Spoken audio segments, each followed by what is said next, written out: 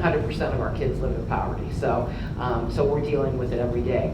A lot of what we see is generational poverty, and when we see generational poverty, one of the biggest challenges is, and this obviously impacts the child in the end, is the fact that a lot of these parents just don't know how to be parents.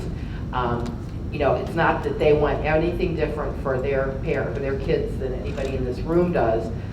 It's just they don't know how, because their mom did it the way that they learned. She learned from her grandmother or her mother. And so there are a lot of people who, once we start working with them, they really are like sponges. They love having somebody help them understand how they can positively impact their child's life, but they simply don't understand. As a nation, we need to make a more concerted effort to care for those, for that vulnerable population of children that are specifically in poverty. And the sad thing is that we all know that about 29% of people or children in Summit County are in poverty, but nationwide that number is 22%. And that's the federal poverty guidelines, which is a ridiculous number that is very, very low.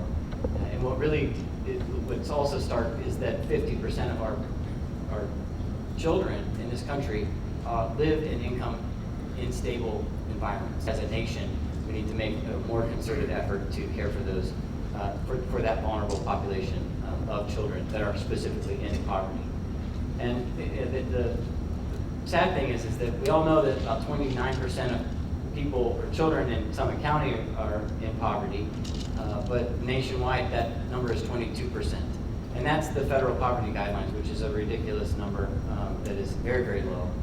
And what's also stark is that 50% of our children in this country live in income unstable environments. But if we can collaborate with others in the community who have a better relationship in many instances with our parents than we do, I think we're going to be much more successful at that.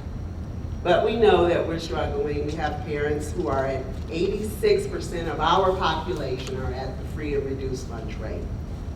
So we are a primary service provider for children who are struggling in our community. What we do is we work in partnership with anybody who works with kids in Summit County, and we study trends in student success along what we call the cradle to career continuum or cradle to career pipeline, following kids from birth up to when they begin in school, all the way through third grade, their middle years in school, graduating high school prepared for success. And then what I say is our goal here should be that all children graduate prepared, passionate, and persistent in their chosen career pathway. Are we okay with half the kids falling behind? If we're not okay with that, where are those kids going to school, and how can we increase the support that the teachers have, or that the parents have, or that the students can get in order to get those kids back on track? It's nice to know that 70% of the children in Summit County begin kindergarten on track for success, roughly. But it bothers me a little bit that 30% of our kids begin behind every year. There's 1,500 kids that are just behind before the race even begins.